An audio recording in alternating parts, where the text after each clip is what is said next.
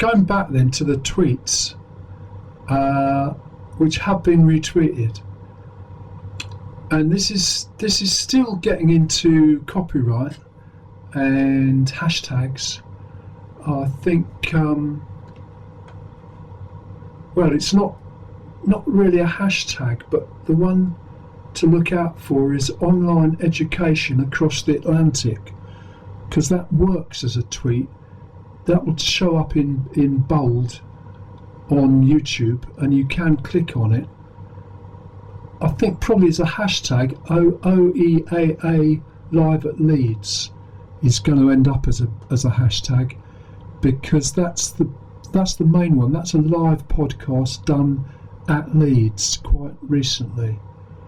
But I'm going to start with one that was in a build-up, and both of these are Creative Commons, so it's perfectly legit to take the sound, for example, which is what I'll do over the next few weeks, and add it in with a comment and repackage it as something else, reload it to YouTube or anywhere really. It could Creative Commons on YouTube can be used on the radio.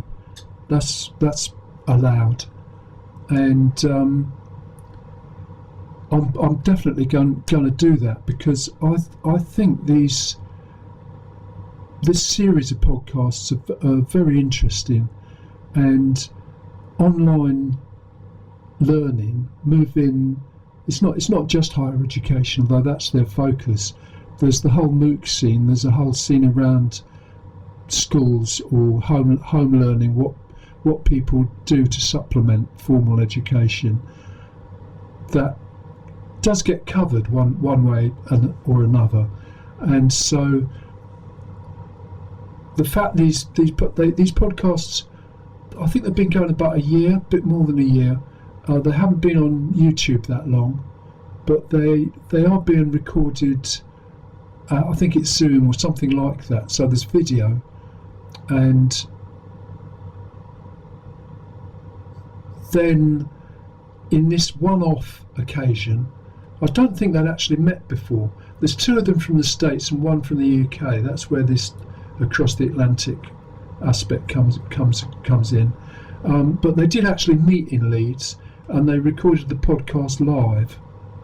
And I'll get to that one later on. But starting off with this one, an interview with Rajay Naik. I'll spell that because I'm not sure I pronounced that right. Rajaynaik.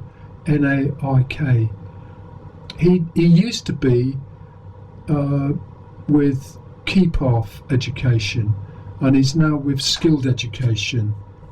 And what's interesting to start with then is that Exeter University has been involved in this online education for a long time, going back to 2017. It was mentioned in this interview, and I've found a press release from April 2017, which there's a link to.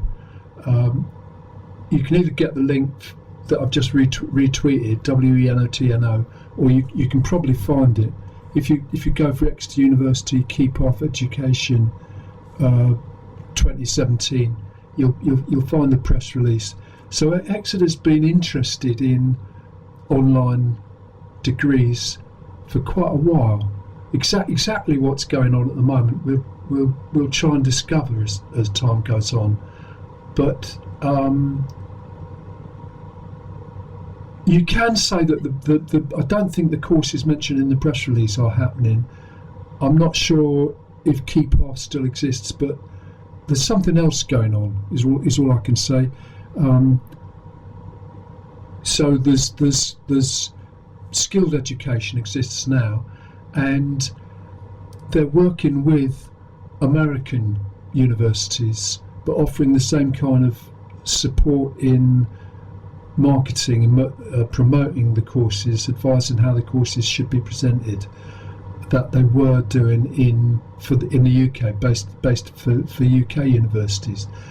And part of the discussion